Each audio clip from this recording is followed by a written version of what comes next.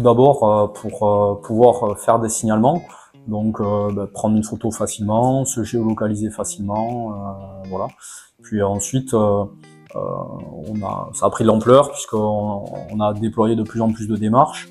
Il y a eu de nouvelles fonctionnalités, l'envoi de notifications, les parcours ludiques, des cartes avec des points d'intérêt. Oui, c'est un projet qui est porté par la communauté d'agglomération Pau Béarn-Pyrénées et on coopère avec les communes qui ont souhaité adhérer à une couche de services.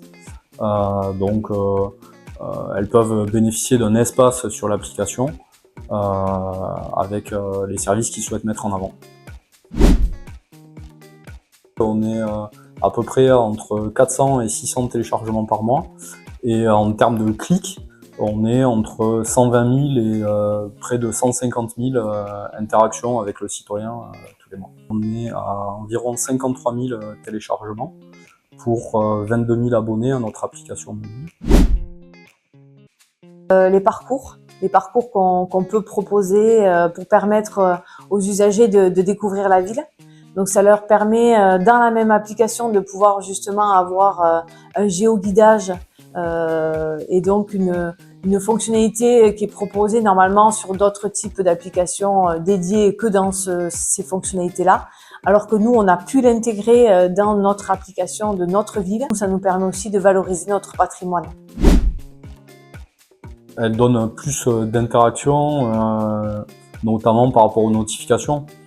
C'est vrai qu'un citoyen n'est pas tout le temps devant son PC ou son smartphone en train de naviguer sur le site de la commune. Grâce à l'appli mobile, c'est l'info qui arrive au citoyen par un push. Après, avec tout ce qui est outils de géolocalisation, enfin les cartes, on peut voir tous les points d'intérêt. Nous, on a cartographié les toilettes publiques, par exemple. Alors bon, ça va peut-être vous faire sourire, mais c'est une des choses les plus demandées à l'accueil de la ville.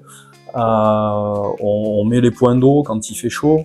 On a développé des parcours ludiques où on peut à la fois marcher et découvrir la ville. On peut prendre des photos quand on fait une démarche, etc. Donc tout un tas de choses qu'on peut pas faire avec un site web. Dans l'application Ma Ville Facile, pour qu'ils puissent avoir un chatbot pour pouvoir justement poser leurs questions et avoir une réponse toujours pareille, plus complète, plus réactive dans un langage naturel.